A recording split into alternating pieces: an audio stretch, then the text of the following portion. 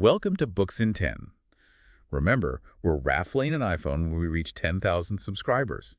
Like, subscribe, and journey with us into Huxley's dystopian vision. A dystopian vision. You can find a link to purchase the book in the pinned comments. Ready to explore a world where everyone is always happy, but at what cost? Yeah, that cost is what makes Brave New World so thought-provoking, right? It really makes you think.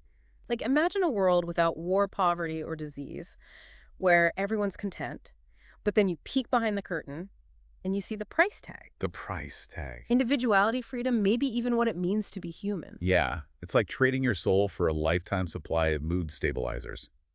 The book throws us right into this bizarre world with the Hatchery and Conditioning Center. The Hatchery and Conditioning Center. No messy childbirth here, just babies grown in test tubes. Exactly. It's about control from the moment of conception. And it's not just a few test tubes, you know? It's mass production on a scale we can barely fathom, which is where Bokanovsky's process comes in. Bokanovsky's process? Yeah, have you heard of that? I have not. Well, it's this wild process where they can get dozens of identical humans from a single egg. So basically they're churning out batches of humans like cookies. Each batch perfectly designed for its predetermined role in society. It's both fascinating and terrifying. And speaking of roles, there's this rigid caste system made up of alphas, betas, gammas, deltas, and epsilons. What's the deal with that? Well, it's not just a social hierarchy. It's baked into their very biology. They're literally engineered with different levels of intelligence and physical capabilities. The alphas are at the top, bred to be leaders, intellectuals, while the epsilons are basically designed for menial labor. So how do they make sure everyone stays happy and productive in their assigned caste? Hypnopedic conditioning is the key. While they sleep, they're bombarded with messages that instill social values and even preferences for certain products. It's like advertising, but on a whole other level, shaping their desires before they're even conscious of them. You know what really struck me? They condition babies to hate books and flowers. Like, what's the point of that? That detail is chillingly brilliant, wouldn't you say? It is. It ensures people don't waste time on things that don't contribute to the economy. No nature walks, no philosophical ponderings, just consume, work, consume. And to smooth over any rough edges, there's always Soma, right? This wonder drug that seems to solve every problem. Soma is the cornerstone of this society's stability. It's not just about feeling good, it's about erasing any negative emotions that could disrupt the carefully controlled order. Anxiety, sadness, anger, all gone, replaced by a blissful haze. I'm picturing everyone walking around with these fake smiles, completely oblivious to the fact that they're basically robots programmed for happiness. And that's precisely the point. Individuality and strong emotions are seen as dangerous uniformity and contentment, even if artificially induced are the ultimate goals. There's even a ritual called the Solidarity Service, where they gather and basically have a giant Soma-fueled orgy, right? The Solidarity Service is all about achieving this manufactured sense of unity. They literally melt into a collective through drug-induced euphoria, losing all sense of individual identity. It makes you wonder what kind of happiness is worth that price. Now, one of the most, let's say, unique aspects of the world state is their view on sex and relationships. It's casual, to put it mildly. To say the least, they've essentially abolished the family unit. Monogamy and romantic love are considered antiquated, even dangerous. The idea of having a deep connection with one person is completely foreign to them. They constantly repeat the hypnopedic slogan, "Everyone belongs to everyone else." It's a far cry from our world where people are still searching for love and connection. Which brings us to John the Outsider, who hails from a place called the Savage Reservation. The Savage Reservation. What's the reservation all about? Imagine a world untouched by the world state's progress. A place where people live well human lives. They experience pain, disease, aging, and even death. And this is where John was raised, so he comes into this brave new world with a completely different set of values. He's initially drawn to it, but the more he sees, the more disgusted he becomes. His relationship with Lenina, a young woman who embodies the world state's carefree attitude towards sex, highlights this clash. John longs for a deeper connection. Something Lenina, conditioned to avoid emotional attachment, simply can't understand. It's a recipe for conflict. And conflict is exactly what we get. John is repelled by the world state's shallow pursuit of pleasure. He sees their happiness as a form of enslavement, and he tries to shake them awake to introduce meaning and depth into their lives. But his efforts backfire spectacularly well. Oh, absolutely. His rebellion, his attempts to awaken them to something more will lead him down a dark and ultimately tragic path. But we'll delve into that more later. Nice, sounds good. His rebellion really is the heart of the story. You know, it makes you ask yourself, What if happiness isn't enough?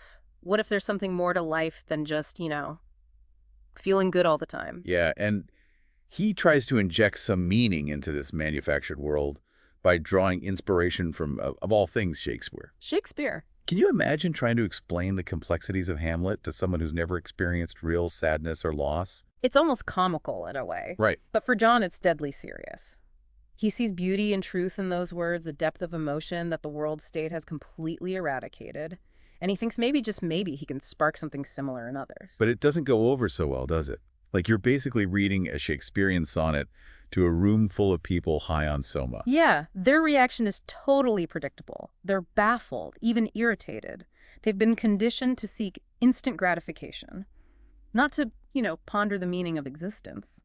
John's words are like a foreign language to them, a language that speaks of emotions they've been taught to suppress. And his relationship with Lenina becomes this tragic microcosm of the larger clash between their worlds. Right. She's drawn to him physically, but his emotional intensity frightens and confuses her. It's heartbreaking, isn't it? It is. He wants a deep, meaningful connection, a kind of love that Lenina, with her casual, conditioned approach to relationships, just can't comprehend.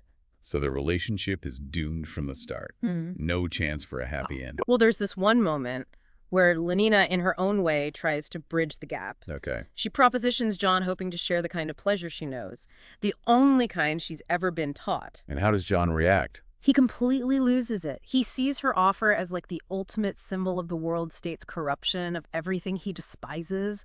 He calls her a whore and physically pushes her away, just consumed by rage and disgust. It's a devastating scene, a culmination of their incompatibility, of this vast gulf that separates their worldviews. And it happens right around the time John's mother, Linda, falls ill. Linda. She's taken to the Park Lane Hospital for the dying, which is another jarring aspect of the world state, isn't it? Death in the world state is a sanitized, almost cheerful affair. Children are brought in to be death-conditioned, taught to associate death with pleasant experiences. But for John, who witnessed death in the reservation, who felt the raw grief of losing his father figure, this is horrifying. So, as his mother lies dying, surrounded by these happy soma-drugged children, John's grief and anger reach a boiling point. He starts quoting Shakespeare again, but this time it's about the pain of loss, the inevitability of death, the things the world state has tried so hard to erase. And his words for a moment break through the children's conditioning. They're confused, frightened by his raw emotion. He's disrupting the carefully crafted order, the artificial happiness they've always known. And this leads to another act of rebellion, right? Yeah. He sees the deltas lining up for their daily dose of soma and just snaps. He sees the soma distribution as a form of enslavement, a way of keeping the lower castes content and docile. He tries to throw the soma away, urging the deltas to break free from their chemical dependence. But of course, they don't exactly embrace his message of liberation. No, they don't. They're confused, angry even. The conditioning runs deep. They can't fathom a life without soma, without the artificial happiness it provides. They attack him, seeing him as a threat to their carefully constructed reality. It's tragic because John, in his own way, is trying to save them, to show them there's more to life than the manufactured bliss they've been given. But they're not ready to hear it. His actions, though well-intentioned, are ultimately futile. They only serve to further isolate him, to cement his status as an outsider, a threat to the world state's stability. His outburst doesn't go unnoticed, and he, along with his friends Helmholtz and Bernard, are brought before Mustafa Mond, the world controller. This meeting is one of the most intellectually stimulating parts of the book. It's a clash of titans, isn't it? It is. John, the advocate for freedom, passion, and the inherent messiness of the human experience, versus Mond, the architect of the world state, the staunch defender of stability, happiness, and control. Mond's arguments are fascinating, even though they're chilling. He lays out his rationale for the world state's methods. Here are some of the key points he makes. Well, Mond argues that the world state has achieved what all civilizations strive for, the elimination of pain and suffering. He believes that individuality, freedom, even art and religion are threats to stability because they introduce uncertainty, questioning, and emotional turmoil. He sees happiness and stability as the ultimate goals, even if achieved through artificial means. He even defends the caste system, arguing that it's necessary for a functioning society. He compares it to an iceberg, saying that stability requires a large submerged population content with their lot. It's a very utilitarian view, isn't it? It is. The needs of the many outweigh the needs of the few, and those who don't fit in like John are seen as expendable. What's fascinating is that Mon himself isn't oblivious to the sacrifices they've made.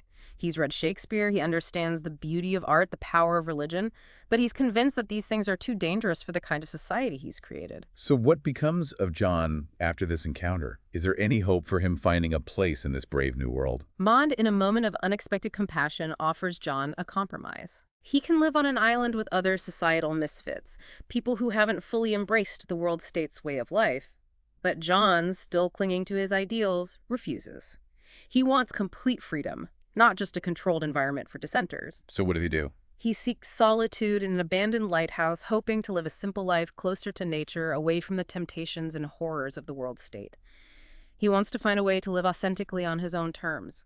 But even in his solitude, he can't escape the influence of the world state. And his attempts to find peace lead to a tragic and devastating end. We'll have to wait till next time to find out what happens.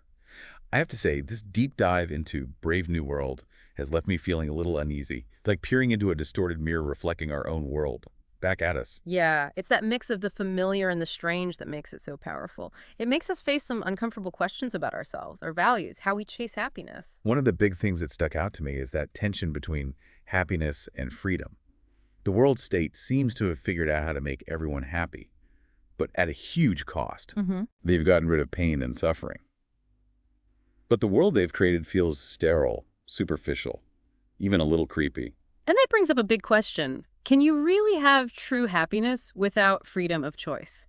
Without the ability to feel the whole range of human emotions? Good and bad. The world state offers this kind of manufactured happiness, but is it really happiness if you don't have a say in it? It's like being stuck in a room with perfect climate control, but you can never open a window to feel a breeze or smell the rain. They're comfortable, but it's stifling. Exactly. Huxley seems to be saying that a life without struggle, without the possibility of pain or loss, is ultimately meaningless. We grow, we learn through our experiences, both the good and the bad. The world state tries to eliminate the negative, but in doing so, they've gotten rid of the chance for real fulfillment. Another thing that really hit me was the power of conditioning. The citizens are basically programmed from birth to accept their roles, their desires, their whole way of thinking. It's as if they're following a script someone else wrote. That makes you wonder how much of our own thinking, our desires are really ours, and how much is shaped by things outside of us. Yeah. Think about the ads we see, the news we consume, the social pressures we all deal with. Are we really as free as we think we are? Or are we also just products of our conditioning? It's unsettling to consider. We like to think we're in control of our own minds, but maybe we're more easily manipulated than we realize. And that ties into the role of technology. In the world state, technology isn't just used to control things like reproduction. It also creates this constant stream of distractions to keep people pacified and entertained. It's a world obsessed with instant gratification, where virtual realities and manufactured experiences replace real human connection and meaningful pursuits. You can see some parallels in our own world. We're constantly bombarded with information, entertainment opportunities for instant gratification. It's easy to lose yourself in all of that and forget what really matters. The question is, what are we giving up? Are we trading real connection, meaningful experiences, even our own individuality for convenience and endless stimulation? Then there's John the Savage. He represents kind of resistance to this technology-driven, pleasure-obsessed society. He's holding on to these old-fashioned ideas of love, freedom, spirituality, and he's desperately trying to show the world state citizens that there's something more. John is a fascinating but tragic character. He embodies both the appeal and the limitations of a more primitive way of life. He wants something deeper, more real. But he's also prone to violence, jealousy, despair. He's a reminder that even the best intentions can be twisted, and that searching for meaning can be painful. It's heartbreaking that he can't find a place in the world state. It shows how difficult it is to balance individual freedom with societal rules, to find meaning in a world that often seems to value comfort and conformity over depth and authenticity. Yeah, his story, though tragic, is a reminder to question the way things are, to resist easy answers, to fight for our individuality and to embrace all of human experience, even the painful and challenging part. Speaking of painfuls, you can't talk about Brave New World without discussing the ending. John can't make his values fit with the world state, so he goes off to an abandoned lighthouse to find peace. But even being alone, he can't escape the world state. He becomes this unwilling celebrity, this curiosity for the masses. They flock to his lighthouse wanting to see the savage who rejects their way of life. And their intrusion, their inability to understand him, drives him to a breaking point. It leads to this moment of complete despair.